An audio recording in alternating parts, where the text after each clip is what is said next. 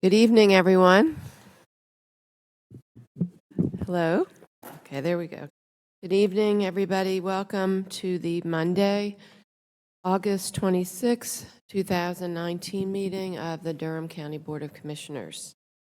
I will first share the public charge.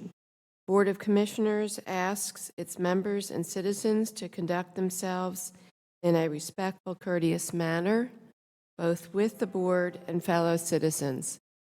At any time, should any member of the board or any citizen fail to observe this public charge, the chair will ask the offending person to leave the meeting until that individual regains personal control. Should decorum fail to be restored, the chair will recess the meeting until such time that a genuine commitment to the public charge is observed. As a courtesy to others, please turn off cell phones during the meeting. And I will now ask that we rise for the Pledge of Allegiance.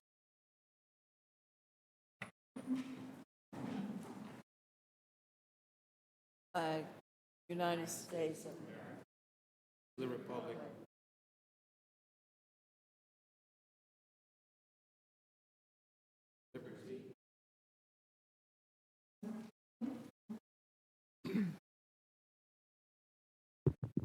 Do we have any adjustments to the agenda this evening? Okay, hearing none, we'll move on to the announcements. Before I read the announcements tonight, I just want to acknowledge something that has happened in our community that I think has been on the hearts and minds of a lot of people, and that has been had a lot of recent shootings, and we have had the tragic killing of a 9-year-old boy die in person. And we've had several other young people who've also we've lost in recent days. And it's been a very difficult time in our community. I was actually at a vigil last night on the corner of Duke and Leon Street with the family, and it's a beautiful family, a very large family. It was very powerful to see people in the community gathered around them and giving them love and support. And that's what we have to continue to do as a community, to love and support each other, and to also help this family and everybody else who has lost a loved one in this way, tragically, to support them through the trauma so that people can heal and be able to continue their lives, and that we stop the retribution and the violence. But we also have to say as a community that it is not normal, and that we are not going to accept violence as a way that people resolve conflicts or conduct their lives. People make a choice when they pull a trigger. Everybody makes a choice. And so we know that people can make the choice not to do this. And as a community, we will not condone this or accept it or consider it normal in any way. And I just want to acknowledge Keisha, who's here with us. If you could come up from Bull City United, because I think we really need you, Keisha, right now. We need your wisdom as one of our Bull City United violence interrupters. I just really want to acknowledge that we have so many people in our community that have so much to offer and can really help us all. And so I'd love to just, and also I want to say that Keisha has won an award, a national award. She's going to be recognized in Sacramento, California at the end of next month. She is being recognized as the violence interrupter from the entire country of the year, of everyone who's involved with the Cure Violence model. all across this country. So Keisha, we are so proud of you. You so deserve this recognition. But if you could just really talk to us about, what's been happening and Zion and his life. Well, Commissioner, thank you. Thank you for support. Speaking about the recent incident is mainly keeping in contact, following up with the families. Excuse me. Actually, Ms. Howerton actually started the following up when it first arose, and then you just came in and started, following up as well. So thank you, ladies, both you ladies for helping the families in this grieving time. Also, the 18-year-old, we followed up with the family as well. He was a community member of McDougal-Terrace. Although he wasn't shot and killed there, he was a member of the McDougal-Terrace community. And we still send the message that peace is a lifestyle.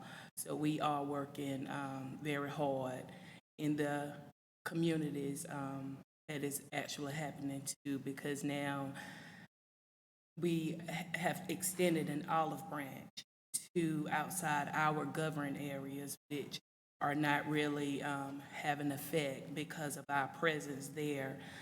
Bull City United still wants to make a presence throughout Durham. So we do follow up whatever persons is shot by any type of violence. We reach out and follow up throughout Durham. Well, thank you, Keisha. And I just see Randy Trice just walked in. I'm putting you on the spot, Randy. If you could just come up for a minute. And actually, Tori Green from Project Bill actually Okay, well, come did on the up. prayer last night Okay. for the family. We all work this thing together. Our two programs itself actually works together, and we hold it together just like two hands. You want to hold it together. So with Bull City United and Project Bill following up on the adult side and the children's side, we tackle everything holistically.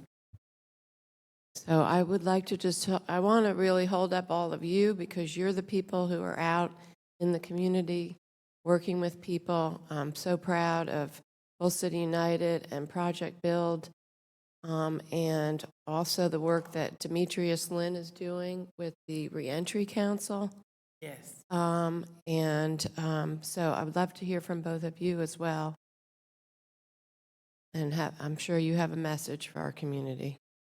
Okay, thank you for having me. I'm Randy Trice. I'm with Project Bill, Gang Outreach Program. This is my 10th year with Project Bill, and I just feel like it's definitely necessary and will receive well in the community by the youth. Also, along with the schools, teachers, counselors, principals, they welcome us in the school. We are starting a new initiative that's being led by Mr. Green here over at Lakeview, just working real closely with the Lakeview, and he'll elaborate more on that. But also we are working with other organizations outside of the county, grassroots organizations, to build those type of relationships that we need for recruitment process to get more kids into our program, because we will, with the thanks of the county budget, we are able to hire a few more outreach workers in Project Build that's most greatly needed. I'm excited about the work. We're doing a lot of great things. Program dynamics are wonderful. Our supervisor, Mr. Akeem Brooks, is being very creative in allowing us to, bring our ideas to the table. We're being a little bit more unorthodox, which is definitely needed because we have to think outside the box. I have presented to Mr. Brooks a program that I have initiated, which is Fatherhood of Durham, due to the reason of raise the age. We're going to have more kids coming into our program at the age of 17 and a half that may have kids.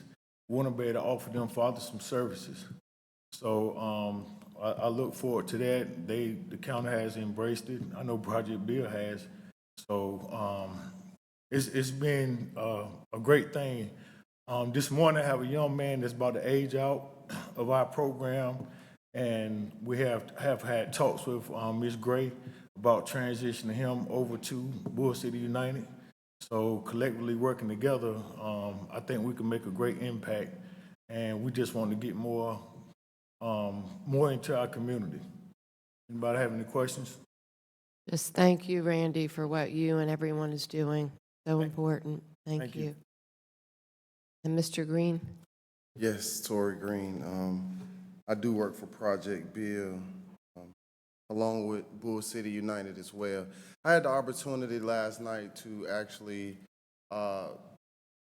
be one of the ones that prayed at the vigil last night for the 9-year-old Zion. I've been in close relationships with the family, trying to give them that ministerial type, embrace. And as a community, we wanted to hover around this family because we all know when death happens, in that moment, it's not until after the crowd is gone that this family will truly be affected, especially the mother and the other young kid who was shot in that car as well. But we wanted to actually see if we can provide her with the resources she needed for the trauma that we know she's going to eventually go through. So right now we're trying to work on those things as far as putting those resources and making them available to her. What we have been able to do as far as Project Bill, I brought it to our team's attention. We needed a curriculum at Lakeview, which is one of our second chance schools, with a lot of kids that's just as involved, high risk for gang violence, and a lot of guys, young men that's already involved in the gangs. So we're gonna do a 6-week curriculum, which we necessarily didn't come up with. Durham County had bought into curriculum through, what's the name of it? Phoenix. So we're gonna go and teach conflict and resolution for 6 weeks. Right now, we're just waiting on Lakeview. As we know, they only start off with a few kids at the beginning of the year. But as time goes on, more and more kids are added. It may be due to them maybe getting in fights or not coming to school as they should.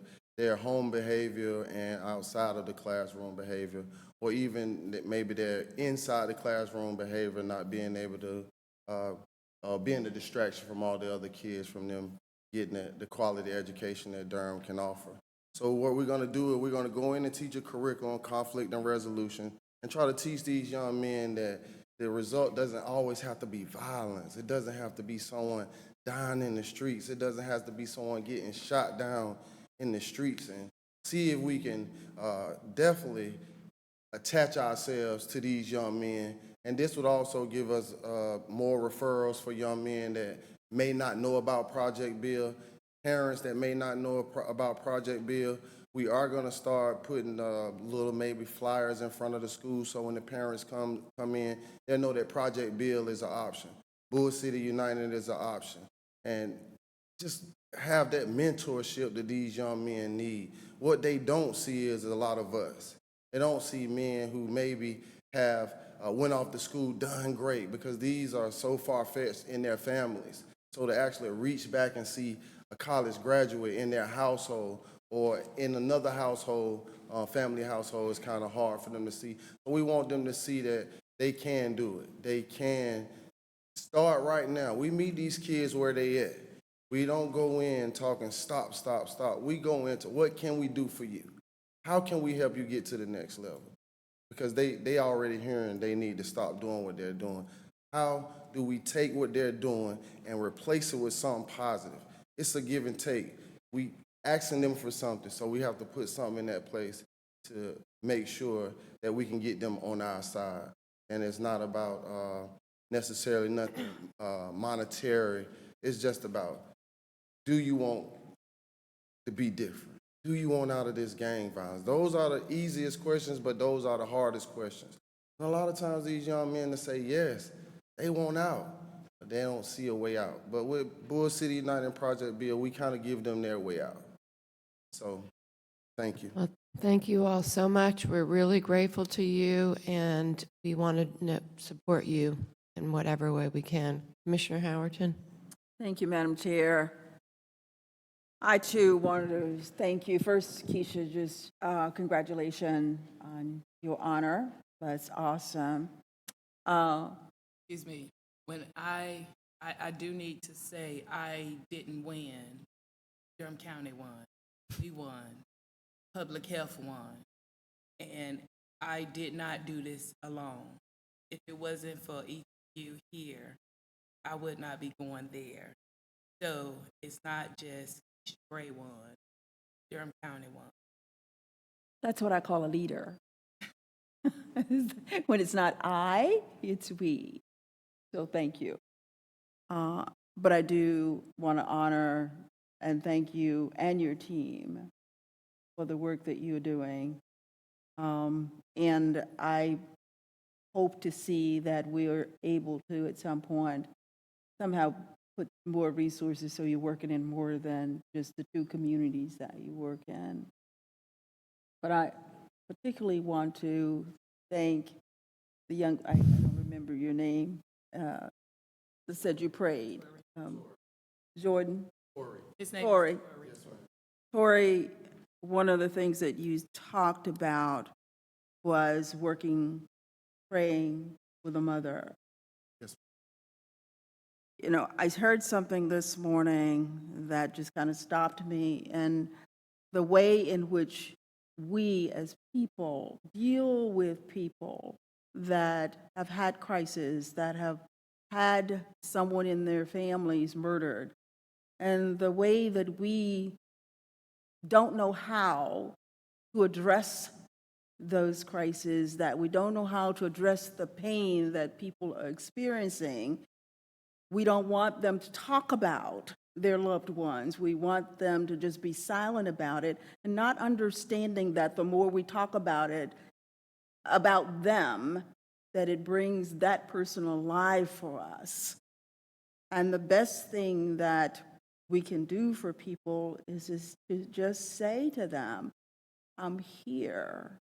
I'm here for you. What can I do to support you? And not telling them they need to get over it. Yes. Because I've heard those statements, and you really want somebody to just go away, Because what it says to the person that they're speaking to is they really don't understand the depth of the pain. And I think that's great because we haven't figured that part out yet. How do we help this young lady? More importantly, how do we help that 8-year-old young man that was in the car that also was wounded? How do we help? Do we wait until he's middle school age and then he's acting out in school and then he end up going to prison because it went unaddressed? We have to figure this out. Not only for her, but definitely we have to put the right resources around him and his family that he can be treated. And the conversation needs to start now. Absolutely, right now, not waiting, because the scars will be there. And if you wait, the scars cause other things to happen. So thank you again for the work that you do, and just let us know what we can do to help. Yeah. all of you. Your last one, but all the support, all the calls when we do deploy out in communities, gun violence. I was talking the Algonquin tennis that evening, and one of the things that he did ask, just Corey just spoke about, was resources after. We deal with violence. We try to get in front of it in the preventative measures because it costs a lot on the retaliation. And so one of the conversations that we did have was during crisis management. Having that resource for Durham is great. So again, thank all of you, and your support is needed and is vital to Durham. Thank you again. Thank you all.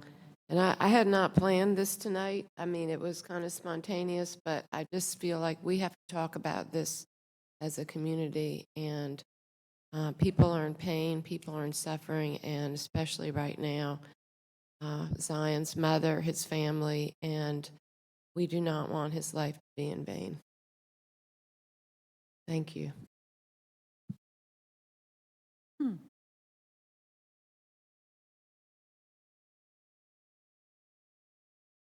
Okay, announcements, 2019 men's health screening at Lincoln Community Health Center. Residents are invited to receive free on-site health screenings for colon cancer, prostate cancer, blood pressure checks, diabetes, HIV, hepatitis C testing, and more. This will be on September 7th. No appointment is necessary. You can just show up. There'll be information on our website, or you can call 919-684-0409. Youth Ride for free. We want to make sure everybody remembers that youth ages 13 to 18 can use a youth Go Pass to ride Go Triangle, Go Raleigh, Go Cary, or Go Durham buses for free. So anywhere in the Triangle region is free. For more information, again, you can check our website or go to the Go Triangle website. Central Piedmont Community Action prevents the 3rd annual CSBG Family Fun Day. This is for all Durham families on October 26th from 11 to 3 at 1007 Broad Street.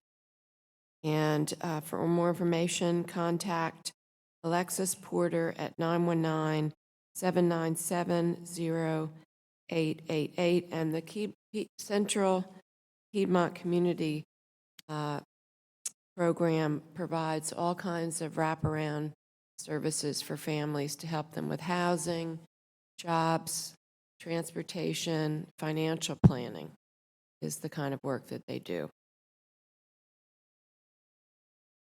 Okay, any other announcements?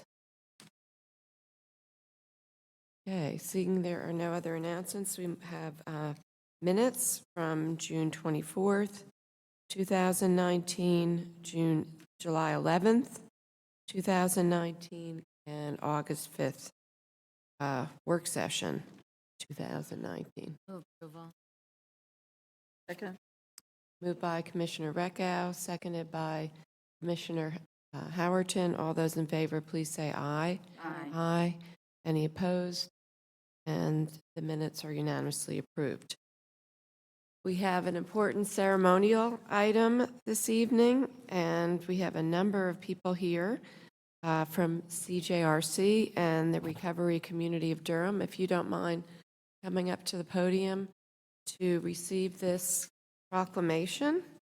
I'm going to first read this, and then we would love to have you introduce yourselves and to please speak to us about National Recovery Month 2019. Whereas behavioral health is now recognized as an essential part of one's overall health and well-being, and whereas the cost of not encouraging mental health and substance use recovery is significant for individuals, families, neighborhoods, and the community at large, and whereas people in recovery strive to achieve healthy lifestyles, stable homes, meaningful daily activities, stronger neighborhoods, and contribute in positive ways to the larger community. And whereas the Center for Disease Control, CDC, reports that drug overdose is now the leading cause of accidental death for adults under age 55 in the United States, with over 72,000 lethal drug overdoses in 2017. And whereas Substance Abuse and Mental Health Services Administration, SAMHSA, reports that in any given year, 20% of Americans will experience a mental health issue, but only 44% of adults and 38% of youth received appropriate mental health treatment. Given these statistics, we must strive to reduce the stigma, shame, and negative stereotypes associated with brain disorders and help families, individuals, and the larger community learn to view these health issues as any other medical condition. And whereas the U.S. Department of Health and Human Services, SAMHSA, the White House Office of National Drug Control Policy, and the recovery community of Durham invite all residents of Durham County, North Carolina, to participate in National Recovery Month to help more people achieve and sustain long-term recovery.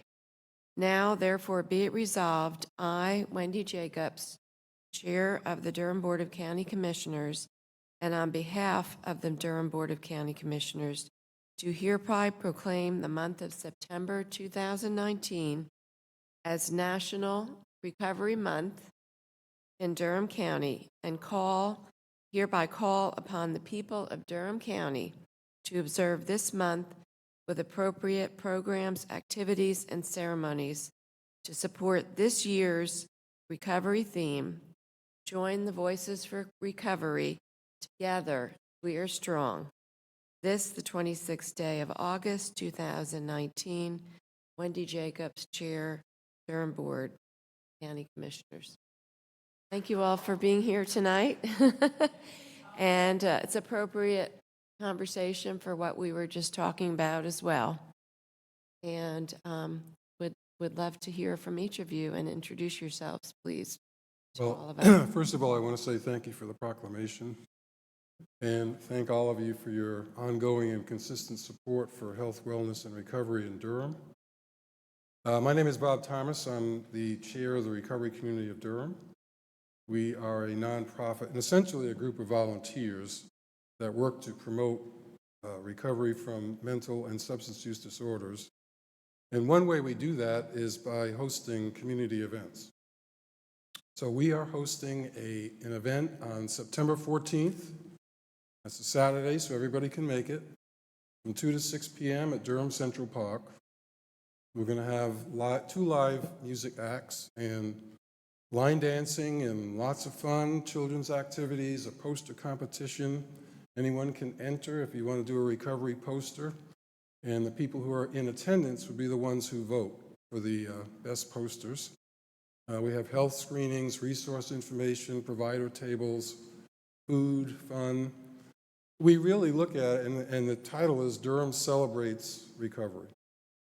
And we really want it to be a celebration. You know, this is for the whole community. We are certainly going to have inspiring speakers, but we really want to celebrate the fact that people can and do recover here in Durham. I think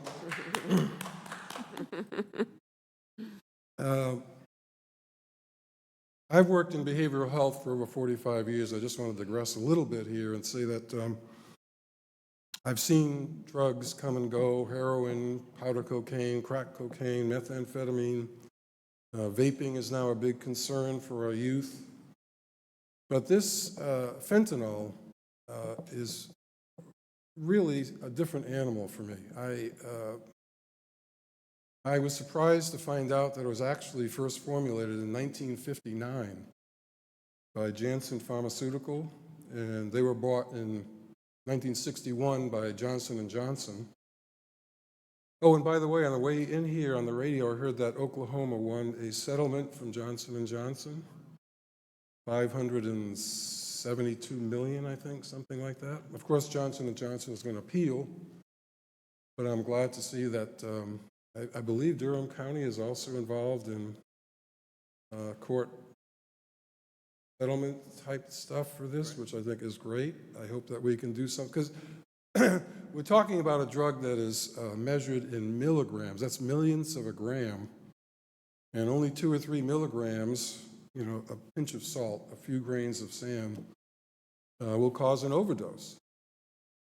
This, to me, is extremely dangerous and really should not be in the hands of lay people. It was developed for only hospital use for people who had severe or terminal illness and had become opioid tolerant.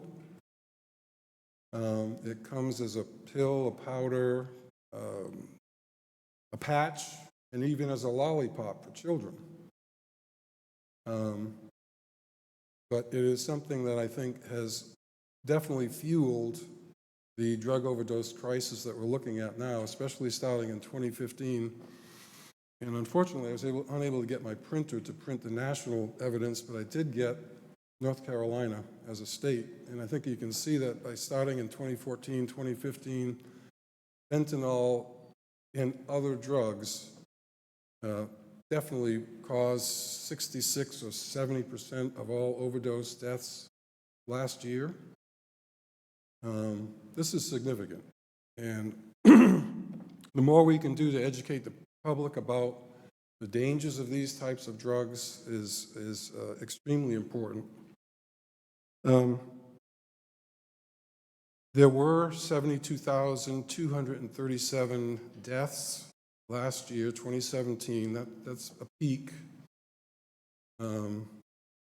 Approximately 70% caused by fentanyl and other drugs.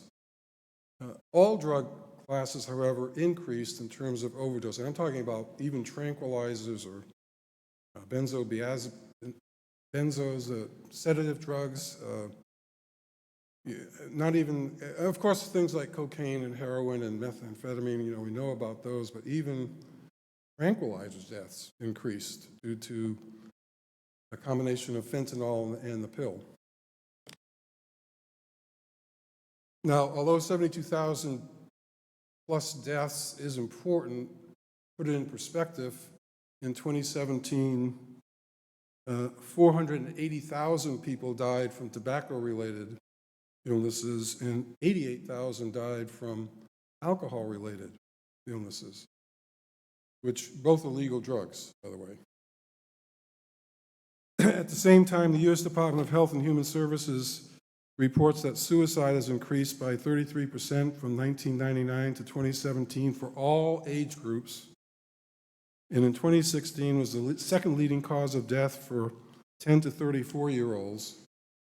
So for youth, the number one cause of death is accidents, followed by suicides, followed by homicides.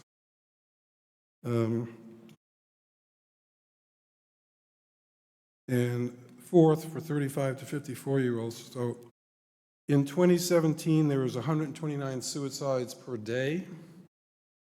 That's 47,173. And that is out of 1,400,000 attempts. Firearms accounted for over 50% of the deaths. So we hear a lot about firearms and homicides, but actually firearm deaths, over half are suicide deaths. And of course, the largest group, 70%, are white middle-aged men. So this is where family, friends, and community comes in, because these are the folks that usually notice changes in people's behavior first, and they have to deal with this behavior in terms of their family or friends, this erratic and sometimes dangerous behavior. And what I'm getting at here is something called early intervention. I think, I know old timers will say that, you can lead a horse to water, but you can't make him drink. But as Dr. Martin said, you can lead him to water and make him thirsty. And I think as a clinician, most people entering treatment for the first time did not do it of their own volition. They did it to satisfy a spouse, a parent, a judge, an employer. It's important for a community to be involved in this because many times other people are the ones that can help initiate this change. And we need people to step forward and look at what's going on and try to get people moved into treatment. in general, I think, we live in very trying times. I think we can use some of the philosophy of support groups that work by power of attraction. People go to meetings, they hear things that they also were involved in, they see similarities, they decide they're all in the same boat, and they all decide to start rowing together. We are stronger together. Unfortunately, things are so divisive right now that we're urged to focus on things like race or political affiliation or sexual orientation or all these things that divide people. So I take a sort of a philosophical approach to this, and I kind of look at a long perspective and think about, we're on this little blue planet moving through space at, 67,000 miles per hour. And I, for one, hoping we don't hit anything. But, we all bleed red, we all look up at the same moon, stars, and sun, and yet we're asked to worry about such petty things as skin color. I mean, in the perspective of the human condition, that seems like a fairly petty thing to focus on. So when Samsa says we are stronger together, I look at that on a number of different levels. Families are stronger together, neighborhoods are stronger together, the community is stronger together. Stronger together means that if we recognize that we're all stronger together, then we can have hope that the solutions will come. So I hope that you will come out and see and hear people who have made their pathway into recovery and listen to their stories and support them in moving forward, because that way we're all stronger together. And I have a couple of folks who would like to make some brief remarks regarding that. Good evening, everyone. My name is Michelle McKinney, and I've been clean and sober now since December the 5th, 2011. Just want to talk about a little bit what recovery has done for me. It has afforded me the opportunity to have new life, which means for me a new mindset, becoming a productive member of today's society, being a better mother, better grandmother, a better friend, a great employee, and given this opportunity, what it allows me to do is to help others. Recovery for me is such a big word. I just didn't recover from substance abuse. I recovered from being homeless. I recovered from being jobless. I recovered from domestic violence. I recovered from a dysfunctional family. So recovery is broad for me, and I'm very passionate when it comes to recovery. One thing that I know that's going on with all this violence in our city today with the youth and adults is that drugs is a big part of it. It's a big part of it today. Mind-altering drugs, substance abuse. So working with recovery communities of Durham, it affords me the opportunity to reach out and help others. You know what I'm saying? Tell them that they can do it. You can make it. You know what I'm saying? You can become a better person. I was incarcerated. I did time in prison. You know what I'm saying? I was a single mother, raised three children that had lived in Madu Gutierrez. Don't get it twisted now, because I came from Northern High School out that way. I had a pretty good upbringing. My grandmother raised me, but I still got caught up. But if you was to look at me today, you would say, what? Yes, me, that recovering addict. So recovery I love recovery. I love recovery, you know what I'm saying? I'm a very great fan of Narcotics Anonymous. I didn't go in a rehab center, His grace and His mercy, you know what I'm saying, kept me. And I'm grateful today for being clean. It's brought forth changes in my life, you know what I'm saying? It's opened the doors for my dreams have been awakened, as they say, educating myself, becoming a peer support specialist, working on becoming a recovery coach, a life coach, and some other coaches. because they need people like us, you know? And my city, this is my city, this is where I was born and raised, you know, and there's so much going on with the youth, you know, and the violence and the drugs. And we all can just come together. It takes a village. It takes a village to raise a child. And we can just come together and help each other. You know what I'm saying? The resources, we need to come together. You know what I'm saying? We can take control. We can get our city back to where it needs to be. Peace. You know, peace, love, and harmony, as they say. That's all I got. Thanks.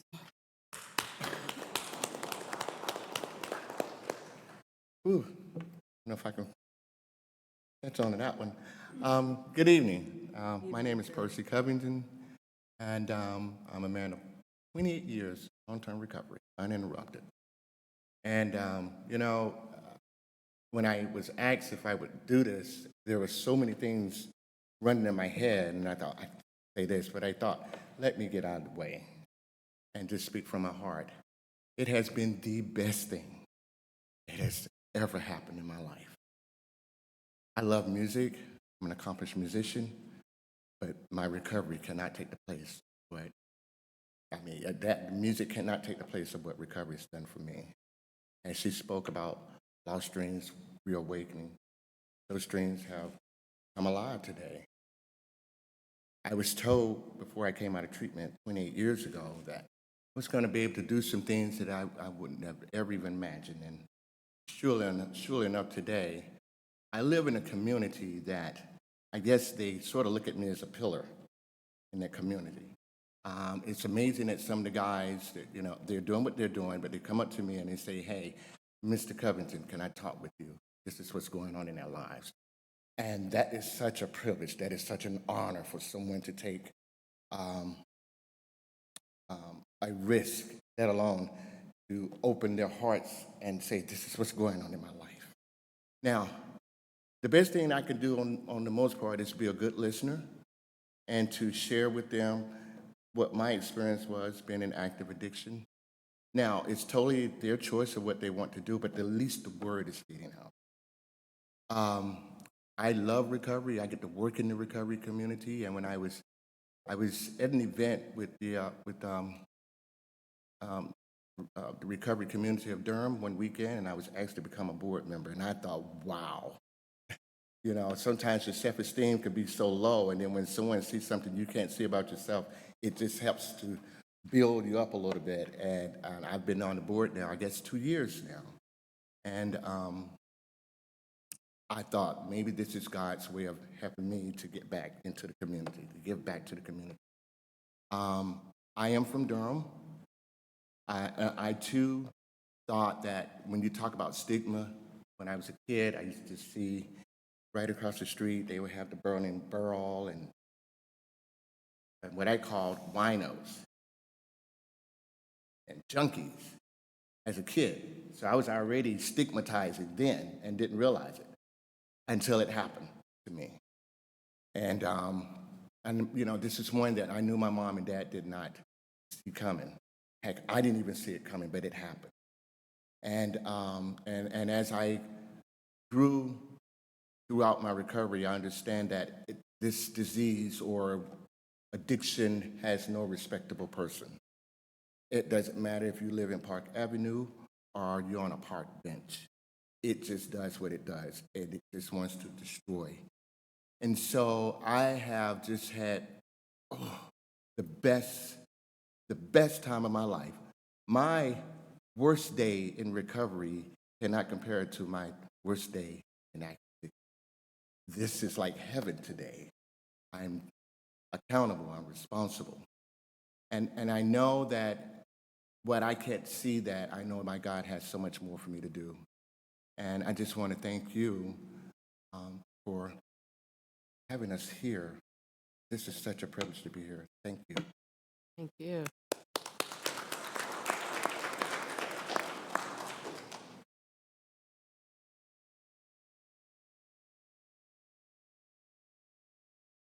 Oh, okay, I didn't know if yet.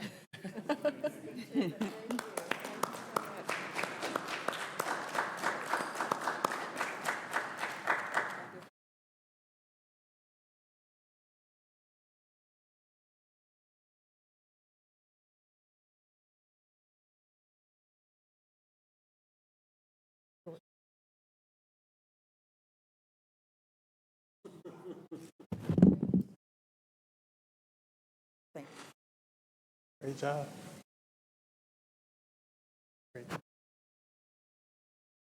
So Bob, maybe you could just jump over to that mic. I just want to make sure people know how they can find the recovery community that you all are a part of.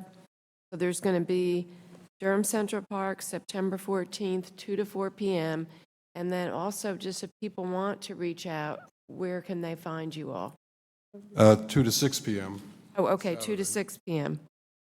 And that would be a great way to connect. Come out and show your support. We are located in the Hayti Heritage Center. You know where Hayti is? Mm-hmm. Lakewood and Fayetteville Street. That is where our office is there, and you can walk in anytime to talk with us. Our email address is recoverycommunityofdurham@gmail.com. I know it's long, but once you put it in, it's in. No spaces, no caps. recoverycommunityofdurham@gmail.com. And thank you all so much for all of your inspiring words. And I mean, to me, this is just a celebration of what incredible people that we have in our community and all of the great things that are happening. What was the location? The location of the event is, Durham Central Park, okay, 501 Foster Street. all right, thank you. Thank you. And Monica, if we could add this to our next announcements too. Thank you. Thank you so much again. Thank you so much. Thank you. Thank you. So our consent agenda this evening, just wanted to see if people had items that they wanted to pull. I did have several items, but I'll wait to hear if anybody else did as well. Commissioner Carter. Well, I'm a little off kilter because my iPad screen is frozen, so I can't get to my notes. But I know I did have a question, and I'll try to reformulate it in my head, related to item 190396, the capital project amendment for the Snow Hill Pump Road Station. Okay. Okay, and I had questions about 0400, the settlement of the property taxes, and also 0406, the chamber contract, and 0407, the DDI contract. Okay, so why don't we move to approve 19-0382 through S1 is 19-407 minus the 4 items that we had pulled. Second. Moved by Commissioner Reckow, seconded by Commissioner Carter. All those in favor, please say aye. Aye. Any opposed? And I would just like to move, if people agree, those items to just be discussed now, so we don't have to have everyone waiting here. So Commissioner Carter, you want to discuss 0396? Yes, I just had a question about the actual amount of money. A couple of different times, there's a not to exceed amount of money for this, and one of those numbers was 2.1 million approximately, and the other was 12.7 million. I think the 12.7, if I'm understanding this correctly, is for the entire project. Now we're starting the build design portion, and we really don't think it'll be more than $2 million. That's correct, Commissioner. But we're going ahead and appropriating the whole amount? Absolutely, yeah. When we do, in order to get the funds into a capital project, we have to do a capital project amendment. For all of the CIP projects that were approved recently, will come back to you in the form of a capital project amendment. And this is to get that $12.6 million into a fund where we can actually use the money. And what we're asking for tonight is just the first phase of the design build contract and the amount of the 2.1.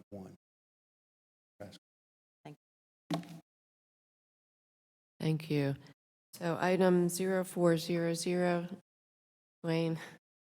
First of all, thank you so much and Teresa, thank you for the presentation that was in our materials. I just had two quick questions.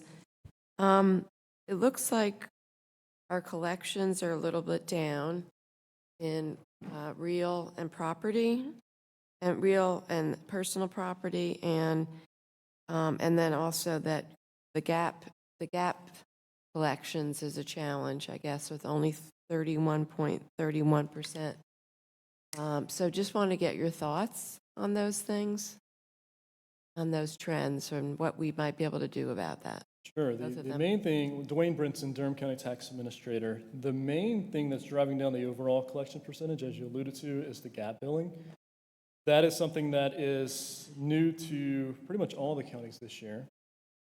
Just to give a very brief summary of what it is, whenever there is a gap between motor vehicle registrations, there's a period that it is not taxed. The Department of Revenue sends us a list of what could possibly be a gap bill. We send those bills out. A lot of them end up getting taken off the books because they are legitimately, registered in another state or something to that effect. But you can see counties across the state, they are struggling with gap bill, driving everyone's collections percentage down. And I know the Department of Revenue is looking for improvements to that process. And we had a staff meeting last week. Durham County is looking at ways to improve that process, not only from a collection percentage standpoint, but from a customer service standpoint. We don't want to send bills when we don't have to. We're trying to do some upfront things and time the bills a little better, looking at a couple possibilities for improving those two main goals with gap bill, experience and the collections rate. With the other ones, there have been some changes going on with the tax office, with the reval going on. So you're gonna see some variance year over year with those. One thing I will say is that overall, the collection rate for Durham County, the staff has done an amazing job. I was very impressed when I came here to see this collection rate. I know we have high standards. It's always been very high. And Ms. Teresa, she's done an excellent job serving as the interim. And if you look at where Durham was 5 years ago, we're still ahead of that. We're still one of the top leaders in the state. I think on this, when you look at the top 10 counties, we are tied for second in overall collection rate. Fantastic. Did a very good job this year. Awesome. Well, it's good to know we were tied for second. We want to stay there. We want to go top. And maybe even go up. Right, that's the goal. Yes. That is the goal. Yes.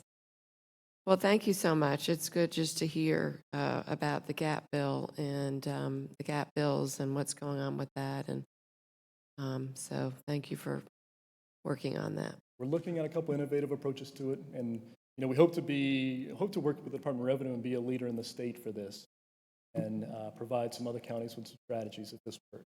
Great. All right. Well, just let us know how we can help. Thank you. Thank you so much. Okay. 0406, the chamber contract.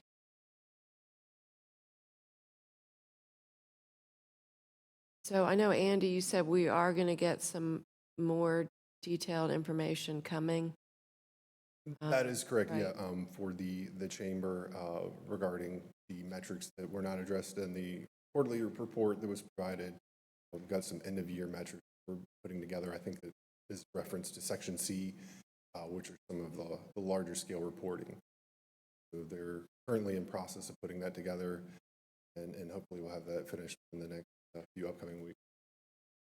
I guess one of my questions when I looked at the scope of services is how we may be able to more strongly tie the scope into what we're going to be doing with our, this may be more about looking towards the future, but I guess I would like to see us tie the scope more tightly to our revised economic development policy and a lot of the goals that we have that we're going to be integrating into that policy, because ultimately the chamber is the entity that is helping us to execute what our policy is, right?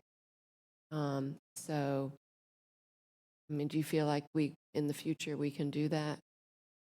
Yeah, absolutely. I think so, and some of those elements are currently addressed in the workforce development section. And when the question came up, when we had the public hearing about being able to actually facilitate, carry out some of these relationships, Brian quickly reminded me afterwards that, that's part of what they're here for as well, is to help carry out some of those workforce development partnerships on the back. Also, there are opportunities where we can, further elaborate those points. We do that. Yeah, I mean, I think one thing is we don't have anything, we're focused on job creation, but I think we understand there's also a nuance of, the employment of Durham residents. And we don't really have any measurement related to that in the scope of work in terms of tracking, how many, in terms of thinking about the pipeline that we're trying to create, having some kind of a baseline and having targets about how many Durham residents are we, improving in terms of employment, or even the companies that we have incentives with.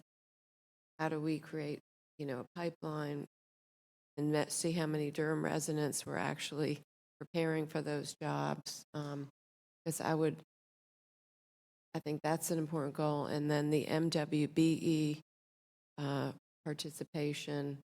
I know with DDI, there's, discussion in your report about minority businesses and, how do we also work with our partners on the purchasing and subcontractors and employment as well.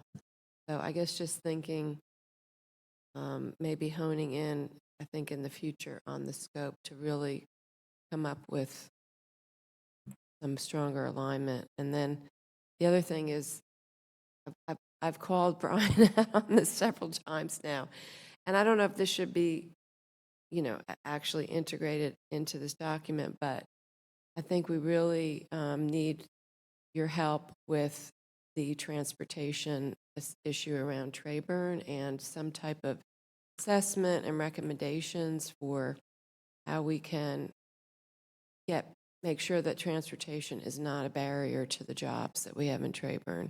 And we really need the Chamber's leadership and help with that. So, And I'll note too, as well, that was a section that we added to the major responsibilities piece for the first time, was language regarding, and a lot of that's the fact that those conversations are already taking place. right, Really to highlight such an important issue. right. Okay. All right. Well, thank you. Okay, and then 0407, the DDI.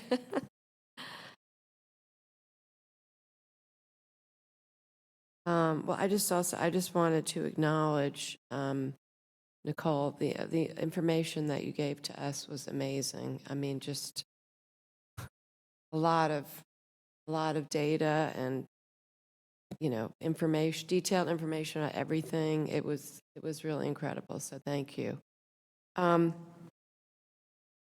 Yes, one of my questions though is there any consideration of, in terms of the measurements that we're looking at, again, in the contract, it doesn't actually get into things like minority businesses, and I just didn't know if there was any thought about actually having that in, maybe in the future, looking at some of the things that are referred to as priorities, but then they're not actually in our scope of work at all as the things that we're measuring. So,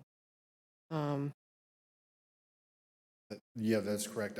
So that was when we were going through the reporting piece, and this is kind of lead up to the conversation that we had in June with DDI and Nicole, and kind of talking about what has been constrained in our scope of services, but there was a significant amount of information that we didn't have in our scope that DDI yeah.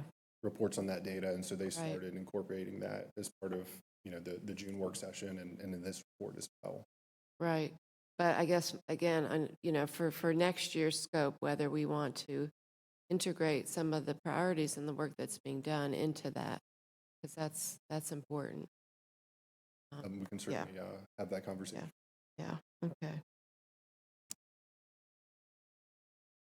I also had a question of what is the difference between B and C office? I was surprised to see that B and C office, that we actually had more than A in the percentage of office, because I had not realized that. And I don't know what C office space actually is compared to B. Right, Yeah. the definitions. Nicole, can you actually assist with that one as far as the kind of the detail and the definitions there?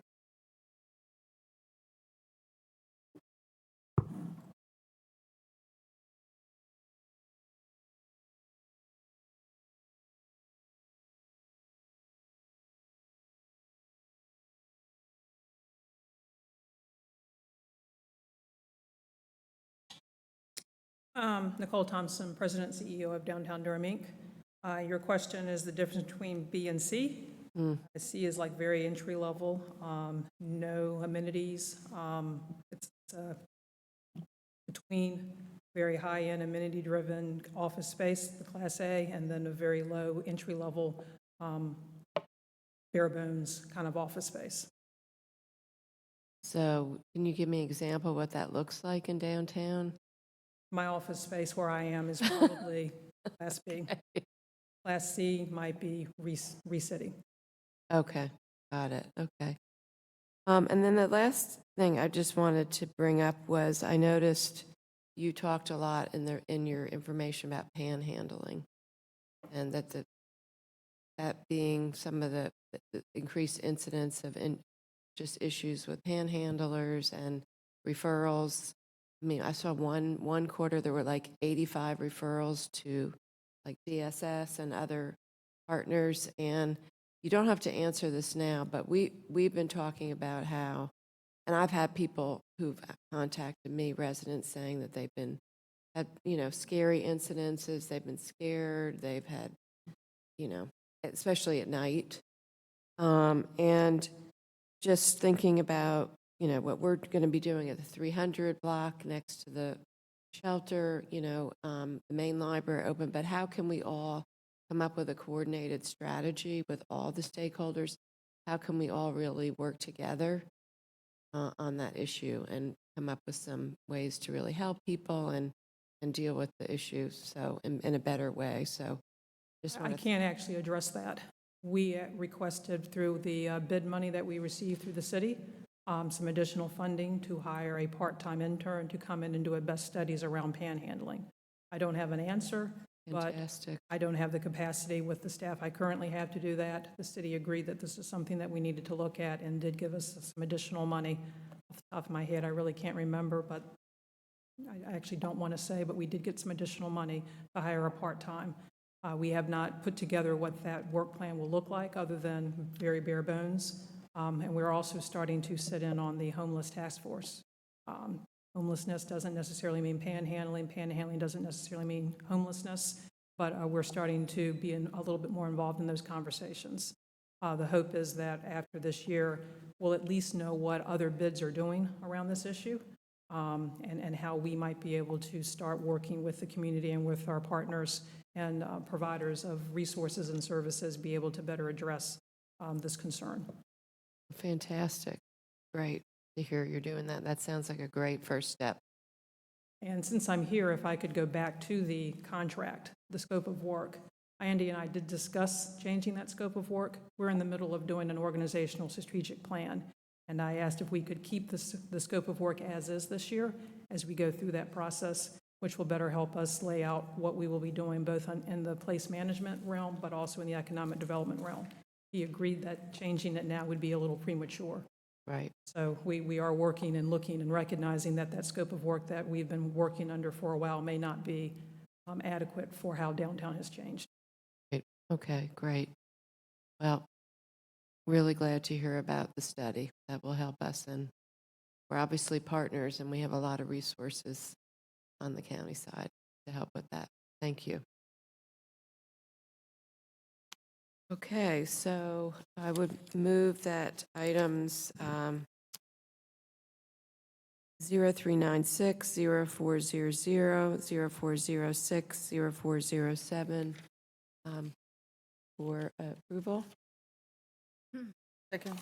Moved by Commissioner Recco, seconded by Commissioner Howerton. All those in favor, please say aye. Aye. Any opposed? And they are unanimously approved.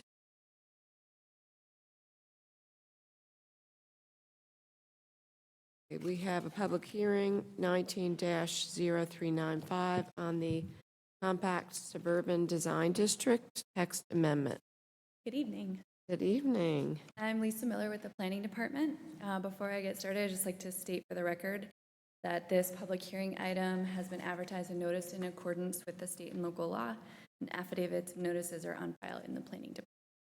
I just have a brief introduction to begin your consideration of the Compact Suburban Design District project tonight.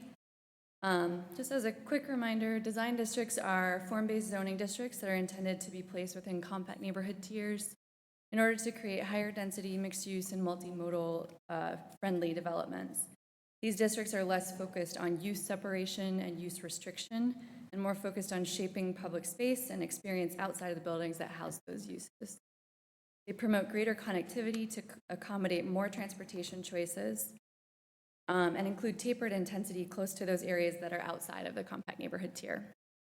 This particular project is supported by a myriad of comprehensive plan policies and is the culmination of work by staff and a variety of stakeholders that began in October of 2016 after the compact neighborhood tier boundaries were reassessed and revised. The Compact Suburban Design District project includes the creation of new zoning regulations through a UDO text amendment. These regulations are intended to be applied to compact neighborhood tiers with existing auto-oriented context. It also includes a proposed future street network to be fully designed and precisely placed as property is developed or redeveloped. This is in order to ensure smaller block sizes and to implement multimodal street design standards in the creation of new streets. I would like to note that while this particular project included application of new zoning regulations for Patterson Place, the Patterson Place compact neighborhood, the text amendment was crafted anticipating that it would then be available for application in additional compact neighborhoods with auto-oriented existing context through privately initiated zoning map change actions. These standards and the application of these standards to the Patterson Place compact neighborhood were unanimously approved by the City Council at their August 5th meeting.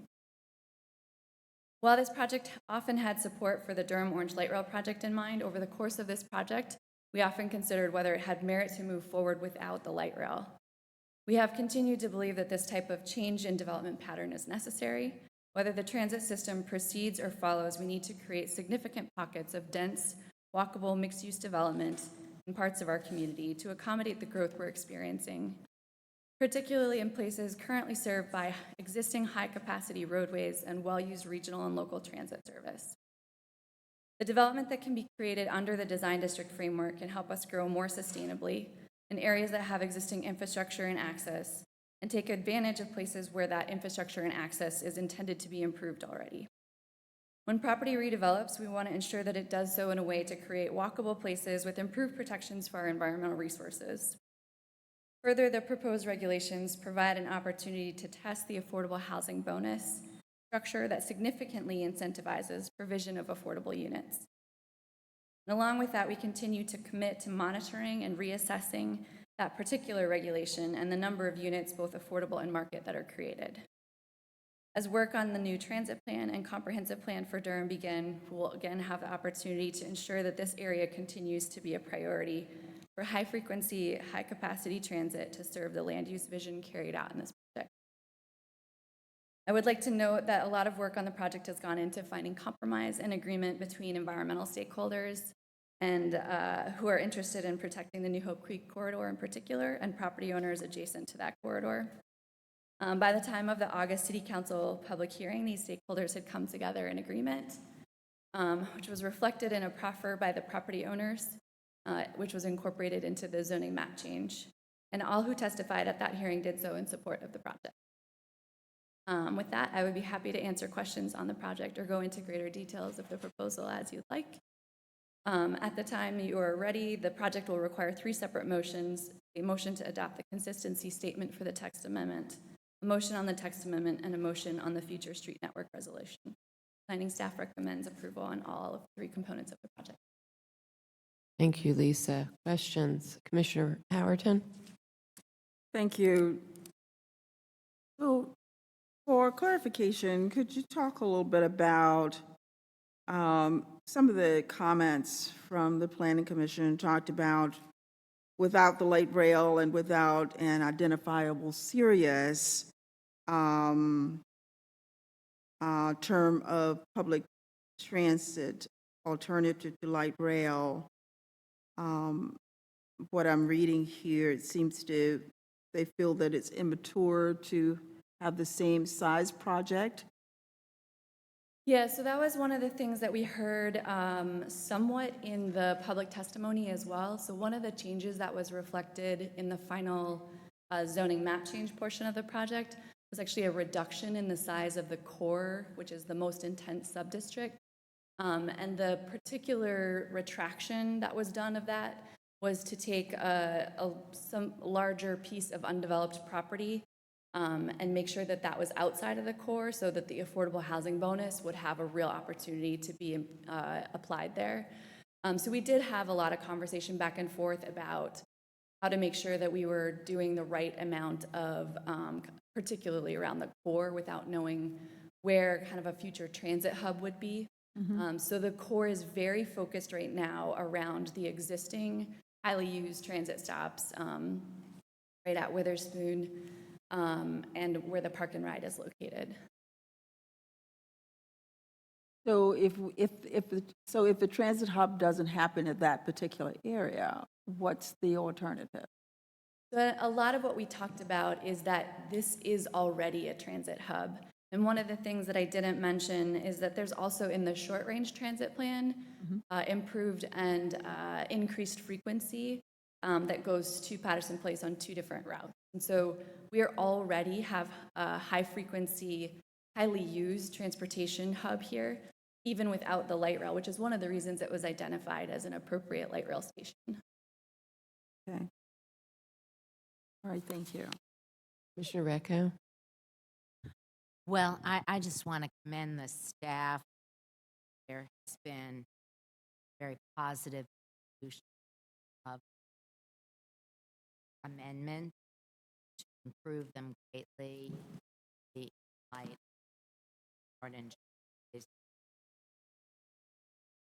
rail doesn't exist. I think you have ceded to the district, but do it justify and hopefully will enter another mode of us. I particularly appreciate the steep slope area, something that was raised right at the beginning of the project. Well, and then the agreement around the use are very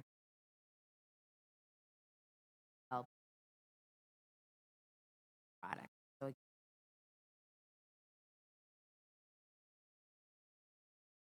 Questions? Commissioner Carter? I think I just have one clarification kind of question. And that is, I don't understand the major transportation corridor overlay aspect of this, and wondered if you could explain what that is to me and why the change. Yeah, so generally, the major transportation corridor overlay creates an area where there's a buffer along those larger roadways. And there are a lot of places where that makes sense. We felt like in a design district in particular, kind of thinking about the opportunity in those 4 quadrants of the intersection of 15, 501, and 40, that there's a lot of interest in kind of creating some seamless development, seamless as they can be with those large roadways in between, but bridging those connections and really kind of creating a hub of activity there. So we felt like it was a little bit at odds with trying to intensify areas. And if we want to have protected areas, let's move those towards our environmental resources as opposed to towards the roadways. Okay, great. Makes really good sense. I did think that part about the quadrant areas and the need to have those connected, and one of those, of course, is Patterson Place, made a lot of sense and seemed really hard. I just didn't really connect it at all to this MTC overlay, so thank you for helping me with that. And the work, I agree with Commissioner Reckhow. This is an extensive body of work, and it seemed like it involved very deep engagement with the community and excellent negotiations. Like you led a lot of those, Lisa, so thank you. Commissioner Hill? Again, just wanted to thank you and planning staff for the work that was put in this. It's a very thorough report, so thank you again for all the information given. So great job, great work. I strongly support this. There's no doubt that, Patterson Place and the 15501 corridor and all of the area around there is going to need to be served by transit. And even without the light rail, it's just one of the major places where people live and work and shop. So, it's going to be something else. So I strongly support this. I have a number of questions. I want to commend you for changing the terminology of open space to public space. I love that. I also love all of the reduction on parking requirements, because this is really the way we need to go everywhere. If we want to encourage people to take transit, then we have to make it harder for people to park cars. What is a suspended sidewalk system? You actually see those a lot in downtown in the core, where the pavers go almost all the way up to the tree trunk.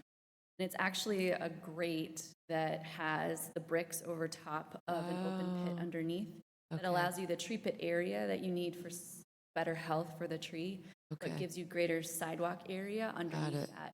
Got it. So it's to help protect the trees. Yeah, and to create greater space where you can actually have walking activity. Okay, got it.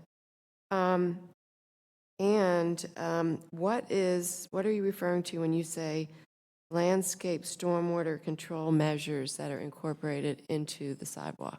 Yeah, so there was a previous text amendment that addressed this to some extent, but essentially it's looking at how we can incorporate ways of addressing some stormwater in the area that we're requiring the building to be set back from the back curb. Okay, awesome. So low impact development, stormwater management. Okay, we like that. Yeah, we definitely heard that from y'all. Yes. Okay. So what about the placement of the street trees? I wasn't quite sure what was being required in here. Yeah, so the placement of street trees in the design districts are inside the right-of-way, unless you get an exception from the Public Works Director. And they're generally required at the back of curbs so that the trees are between pedestrians and vehicles. However, there's occasions where easements or other things like that require that they are further back, but generally that's Okay, fantastic. Love that too. So I'm going to some of the memo that was sent by Go Triangle, which had, I thought, a lot of really challenging ideas. A lot of them you did not incorporate.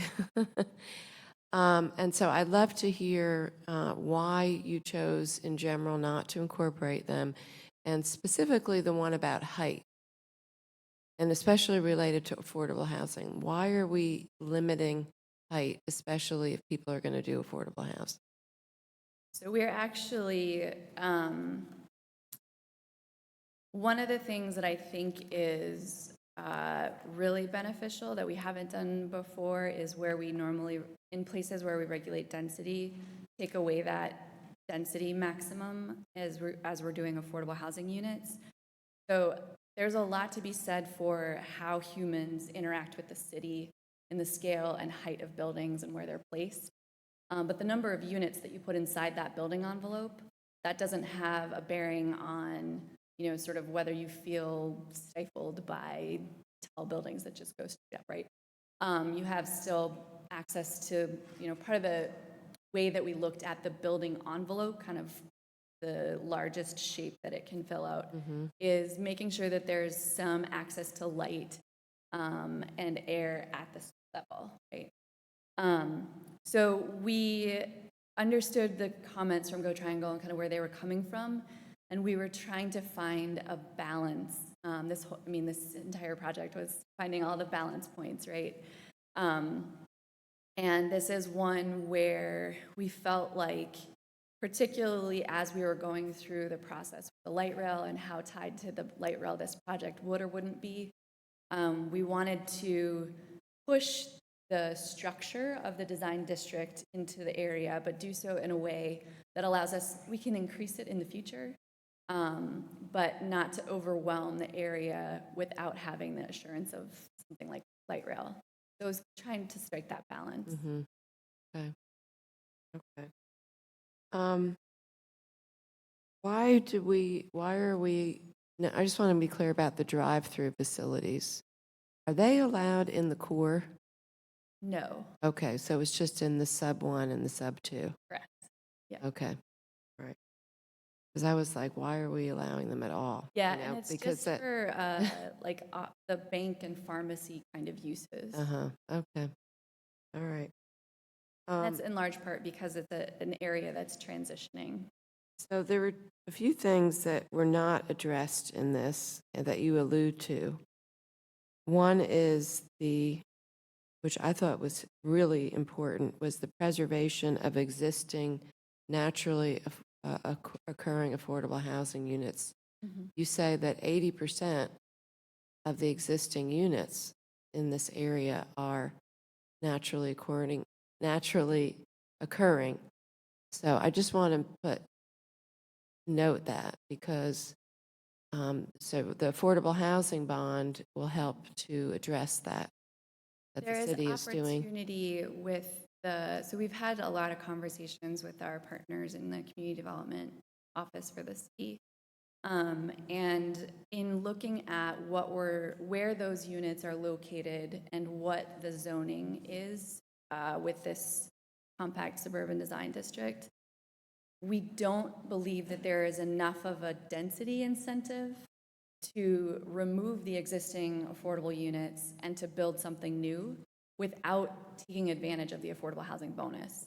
And so that was something that we felt pretty comfortable with. And then the other piece is that if the affordable housing bond moves forward, one of the pieces in there is the preservation of existing units. And that's not tied to downtown or a particular location like some of the other pieces of that are. So there would be opportunity potentially for partnering that with a 4%, something like that in order to preserve that affordability if the owners were amenable. I just think we really need to stay on that because that's really important. We want to be shooting ourselves in the foot, Yep. right? And then the other issue that was raised is that the need for a new sewer lift station, the Githen sewer lift station. So what is the city planning to do about that? So that lift station is, I believe, the highest priority. Let me jump in here. The process is underway, but it is not a immediate turnaround, obviously. So it's going to take a little while for that capacity upgraded. But it is something that is being worked on currently. Okay, great. Pat, you look like you want to jump Of course, in. Lisa's answer is accurate and correct, but this process, the prioritization of this area as a design district helped accelerate that as a city priority, and the delivery is scheduled for either late 2022 or 2023, and I'll follow up subsequently with Okay. under bid and is definitely a priority. Okay, great. Okay, I will now open. Wendy, Oh, I- I'm sorry. oh. Yes, go ahead. I have one more question. Go ahead, Commissioner, James. Commissioner Hill. Payday lending, I saw that included. Pardon? Payday lending. It is actually prohibited. Okay. It was initially included because it is allowed in some parts of other design districts, but we had specific requests both at Planning Commission and City to remove it as an allowable use. Great. Thank you.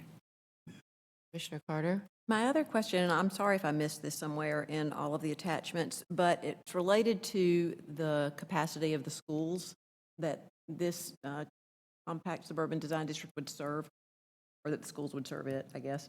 Githens is overcrowded. Maybe even Forest View is in this area. I'm not sure. Creekside. Creekside, all three of them. Mhm. Is that part of the discussion when these recommendations are coming to us? So it's something that we're aware of, and working on this project for 3 years, it's something that has come up. I think that we have some good opportunity right now with the way that we are partnering with so many different folks in the city and county around the comprehensive plan to have better communication and coordination, in particular with Durham Public Schools. I know we had a meeting last week about this. Good. Yeah, I'm excited about I think one of the things, honestly, that this project and kind of thinking about transit-oriented development has really done is it started to really model how we need to coordinate as different departments within the city and county in order to have the kind of development that functions on so many different levels that we're then pushing to a new level through the comprehensive plan. Great. Okay. Thanks. Good. Great, fantastic. Okay, I will now open the public hearing. Do we have anyone sign up to speak? Being that we have no one sign up to speak, I will now close the public hearing. And again, I want to applaud everyone who's involved with this, planning commissioners and city council members and New Hope Creek Corridor Advisory Committee folks and the private landowners and the staff, because you all came up with very creative solutions and flexible outside-the-box solutions to try to meet everybody's needs. And I think it's a great template for moving forward. Thank you. Okay. Madam Chair, I would move that we adopt the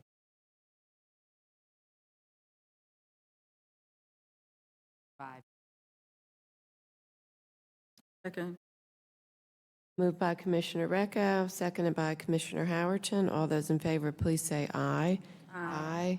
Any opposed? First motion is unanimously approved. I would move that we adopt ordinance amending the Unified Development Ordinance Division Article 4 zoning 5 use. Article 9 landscape.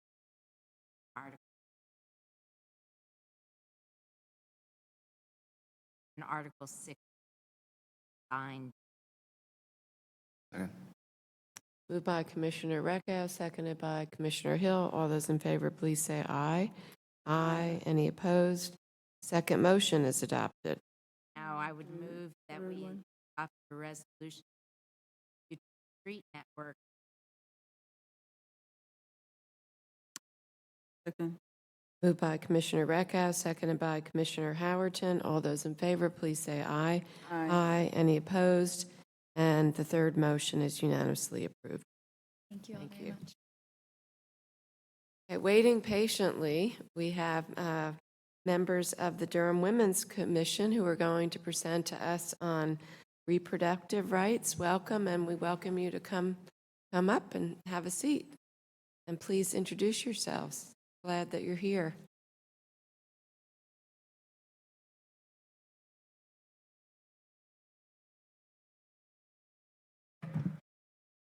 So do we have, I'm not sure if, I never know if the people who are listed here are the people here, but it's Vivian Slade, who is chair of the Women's Commission, Sarah Bausch. Yes, ma'am. And Patty Black. Okay, great. Good evening. Again, I'm Vivian Slade, and I am the chair of the Durham County Women's Commission. And first of all, we want to thank you for the opportunity for being able to address you this evening. The Durham County Women's Commission strives to educate the community and advise the Durham County Board of County Commissioners as necessary on issues relating to the changing social and economic conditions of women in the Durham County.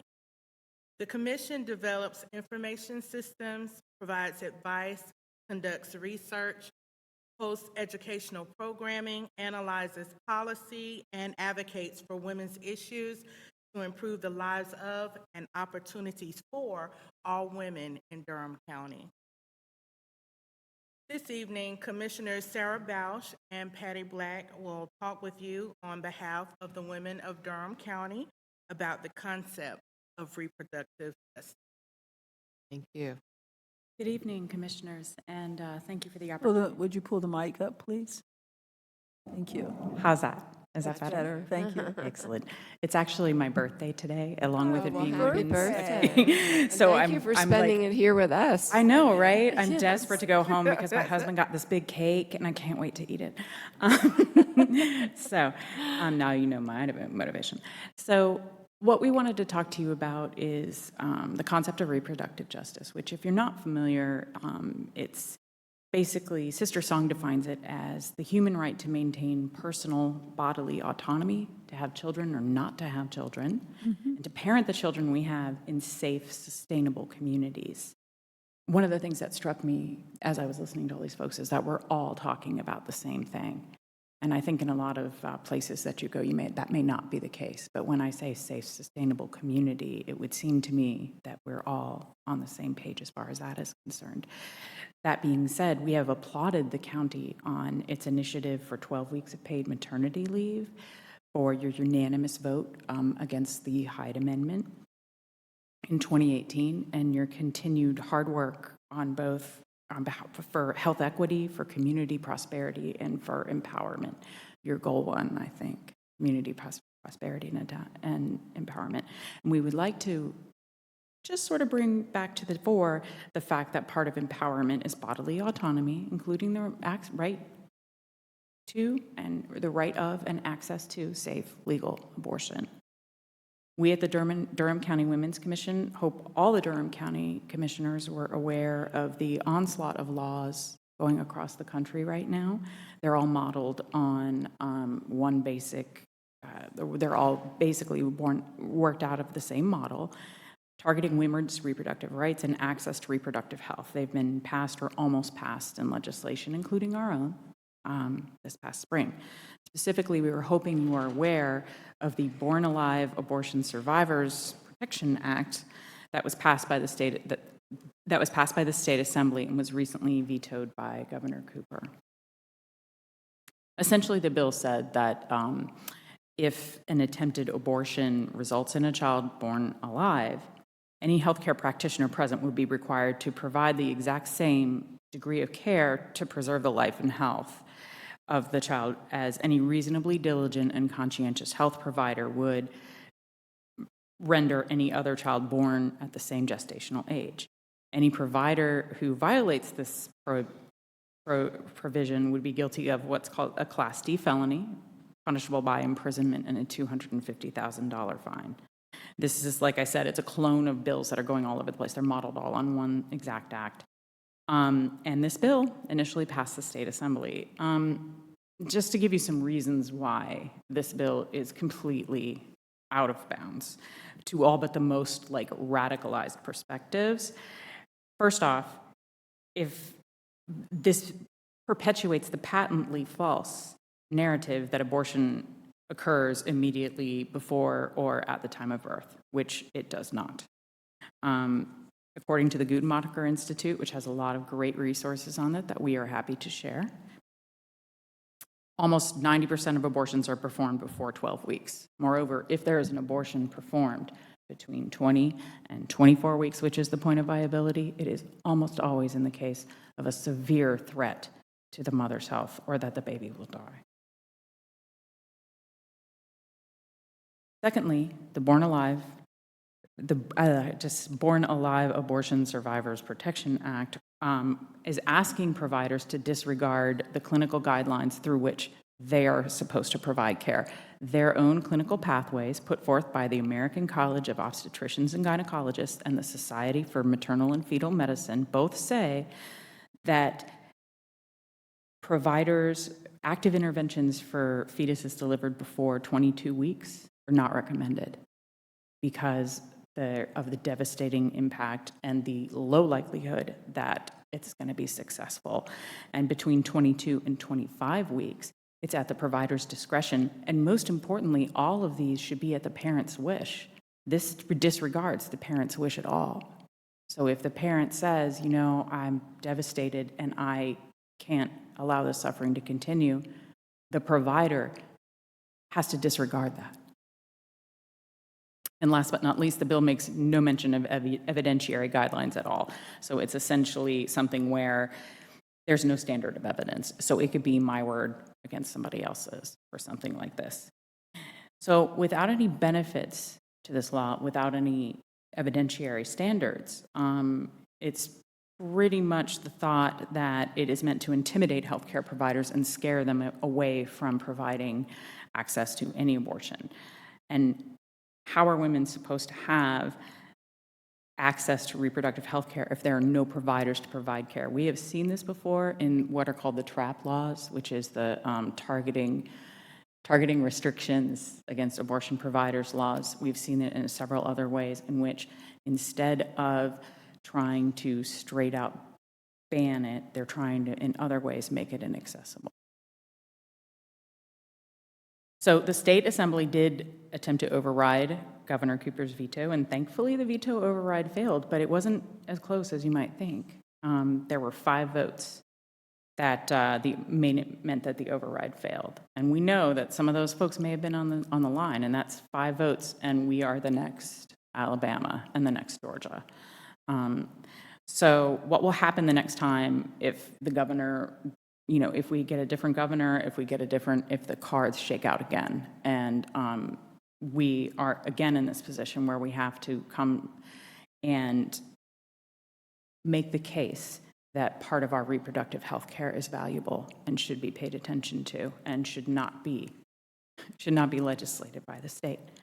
So we know that the county commission has a desire to support women's reproductive health based on our previous interactions with you guys. And we, as the Durham Women's Commission, are asking the Durham County Commissioners to take a stand for women in Durham. So we have 3 specific things that we want. The first is we would like the county commissioners to once again proclaim their support for reproductive health care, for women's right to access to reproductive care. The second thing that we would like is to ask the county commissioners for their specific support for 2 acts, the Women's Health Protection Act, which it's WHPA, I hope, and the second one is the Equal Access to Abortion Coverage and Health Insurance Act. These are 2 bills that are in play right now. They're nationally, so it would just mainly be a statement on your part that on behalf of the women of Durham and the women of Durham County that you support these 2 pieces of legislation. The first, the Women's Health Protection Act, essentially protects the right to an access to an abortion from legal bans, like the ones we're seeing across the country now. The second one is what I'm calling each. It is each, good. That makes me feel a little better. Basically, it forbids amendments like Hyde. One of the things that Hyde does is it bans Medicaid from covering abortions, but it also, each also will allow payers, essentially, their health insurance companies, to decide based on medical necessity rather than interceding any bans there. We would like for your support because these 2 bills together would, if they would change the conversation around abortion access nationwide. And we ask that you speak up and provide some affirmation for reproductive health care. I'm actually a volunteer for this Clinic Access Fund, so every year we do a bowl-a-thon. We bowl terribly, at least some of us, to raise money for women for the Carolina Abortion Fund. And we get pleas, we get things all the time where people they can't afford it, they can't take the time off, they can't drive 4 hours, they can't, Medicaid won't cover it, is really, really common. And just affirming that the County of Durham is behind us would be very, very helpful. What's that first abbreviation? WHPH, is that what you said? WHPA, the Women's Health Protection Act, and I think she's got some. Act for Women is it's called the Act for Women, is the shortened version of it. And then there's the Each Women Act. Well, I have some follow-up requests, but I'll let you all finish. That was all. Oh, that's it. Thank you. Yeah, thank you so okay. much for the Well, opportunity. first of all, thank you so much for serving on the Women's Commission, and congratulations as the new chair. And thank you so much for bringing this issue to our attention. We know that this is happening nationally, that women's reproductive rights, as you said, I love what you said, bodily autonomy is under attack in many, many states. And this, what recently happened with Planned Parenthood, that they pulled out of the federal program because of the restrictions that it would require. And so that there, in many different ways, we see what's happening. And that there are states that women have to leave the state. It's just incredible. So what I would like to request is so we do resolutions, and you could, Monica, or Macy, if somebody could give them information about how to submit, if you could pull together a draft resolution for us to consider that covers, the different issues that you said you would like us to address. That would really help us, since you are the experts on these. That would help us get started on that resolution. We may add some things to it, but it would be a good starting point for us. And then we can let you know when we're going to consider that.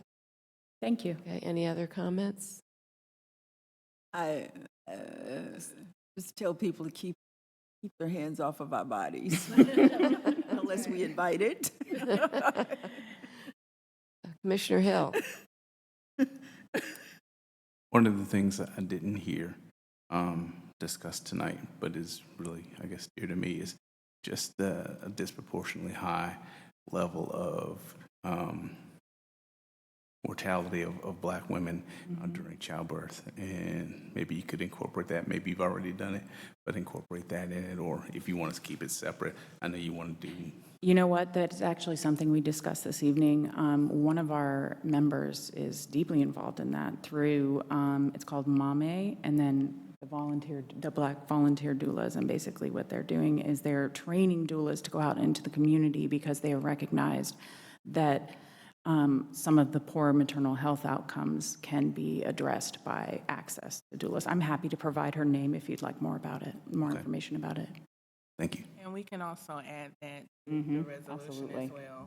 Just like we said, we met earlier tonight, and that so we can actually add that to the resolution, because we did talk about that, as she said, tonight, and that is a topic that is of interest to the commission. So we will definitely add that in. Thank you. I just have one other thing. This is really a good time. We just, this weekend, we just had a conversation about 100 years of rights for women to have the right to vote. So this is all playing into the same timeline, and we've got a resolution that we're going to work on around that. And we also did statewide a resolution for the League of Women Voters. And that was a statewide resolution. So this conversation about women's rights and women's productive rights, all of this is really up right now. So thank you for the work that you're doing around all of our issues. Thank you. Yeah, and I'll ask our public health director, at least while she's still here, to also incorporate some of the things that we do to help with our public health department. There are many, many different ways that we are helping to promote women's bodily autonomy through our programs and services. So, and include those. Commissioner Recco. Related to the point Commissioner Hill raised, we do have task force.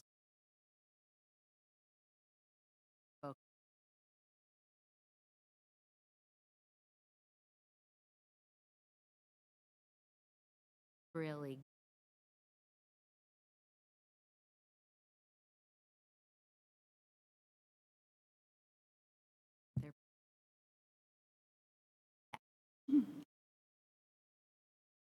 So thank you all so much again. And if you connect with our clerk, and she'll help you with that process. Thank you so much, you guys. Okay, we have board and commission appointments.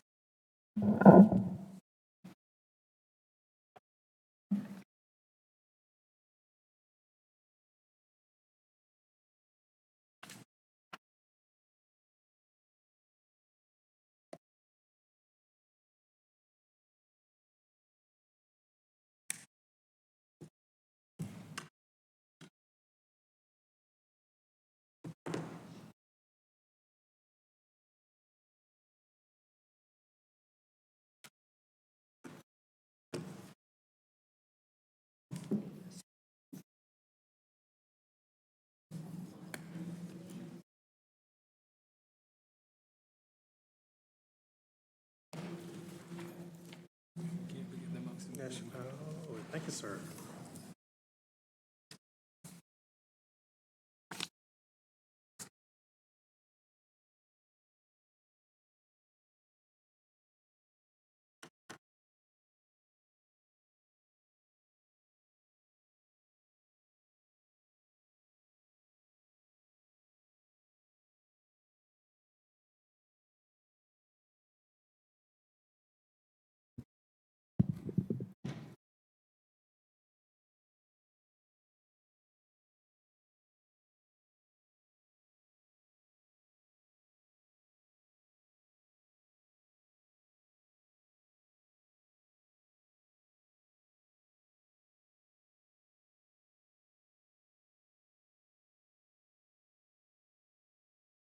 What does that mean?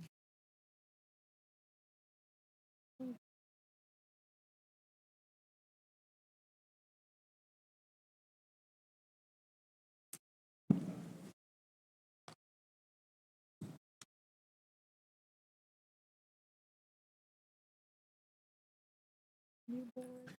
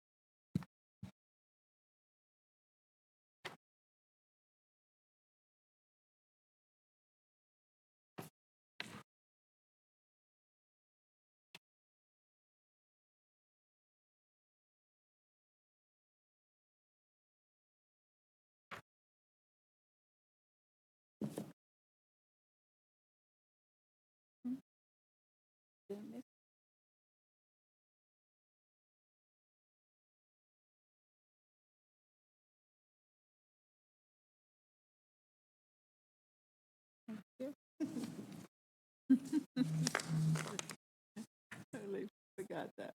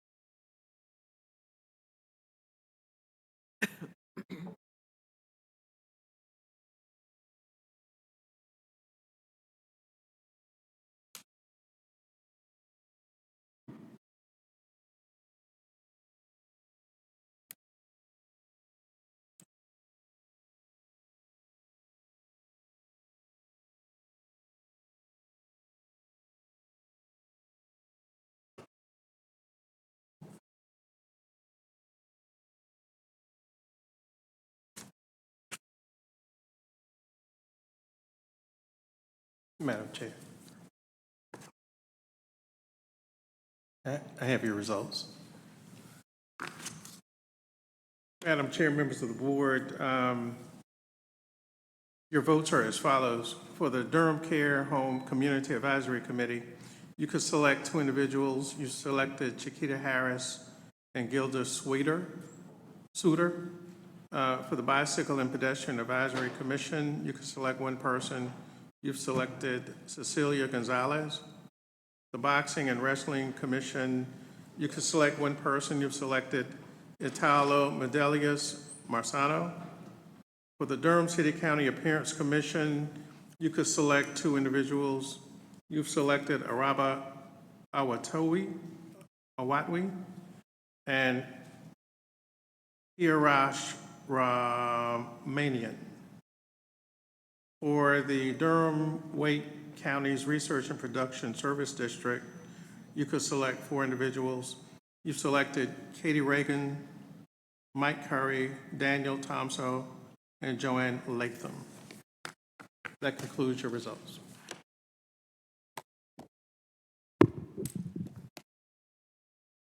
Our board is requested to adjourn into closed session for the following: to discuss matters relating to the location or expansion of industries or other businesses in the areas served by the public body, including agreement on a tentative list of economic development incentives that may be offered by the public body and negotiations pursuant to General Statute 143-318.11A4, to consult with an attorney employed or retained by the public body in order to preserve the attorney-client privilege between the attorney and the public body, which privilege is hereby acknowledged pursuant to General Statute 143-318.11A3.